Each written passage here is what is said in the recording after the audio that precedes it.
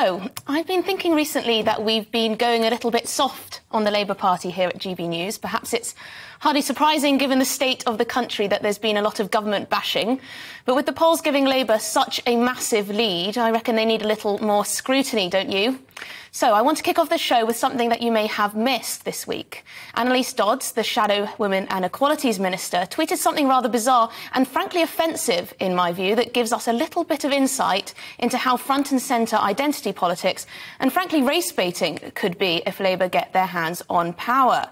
Miss Dodds gave a couple of statistics on how black families are apparently 5 times more likely to be behind on their energy bills than white families, and 4 times more likely to be behind on their rent or mortgage. Underneath, she wrote, Labour will address racial inequality in government, including with a new Race Equality Act. So apparently, according to Annalise, the reason black families are falling behind on bills is because of structural racism.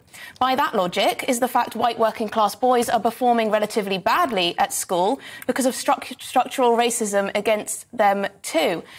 And why are you more likely to earn more if you happen to be of Chinese or Indian heritage? It's all a bit confusing, but it seems Labour thinks any disparity among groups must be due to racism, rather than the many, many other factors that come into play. Then there's the fact we already have an Equality Act that is meant to protect against racial discrimination. I worry that a return to Labour will mean more hyper-racialised identity politics, and that this particularly condescending tweet is nothing more than a cynical attempt to exploit racial grievances. Let me know what you think on that one. It does remind me a bit of Jeremy Corbyn's ridiculously patronising assertion that only Labour can be trusted to unlock Asian and minority ethnic people, as if you can lump them all into one category. Anyway, also, last night I asked whether we should bring back mandatory COVID testing for travellers coming from China. You were very much divided in the inbox, although I must admit it seemed most of you disagreed with me.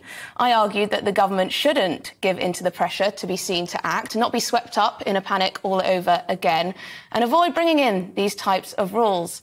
Now, it's been reported that a number of NHS hospitals are bringing back some of the restrictions we saw at the height of the pandemic. That includes mask mandates on wards and banning most visitors. Surely, as one Tory MP said, this is wrong and cruel. It seems you just need to give some people an inch and their thirst for power and control comes roaring back. Is that fair to say? Then, could the government actually be winning the battle against the unions? Seems a bit unlikely, but ministers are claiming that striking unions are running out of cash and could be forced to back down before the government is forced to give in. What do you think on that one? And lastly, I want to know if you've bought an electric vehicle. Would you? Or perhaps you have, and maybe have a little bit of EV regret. I'm asking because the AA has warned that drivers in the north aren't buying them because there are barely any charging points north of the M25. So that's what we're going to be getting stuck into this evening on Jubes and Co.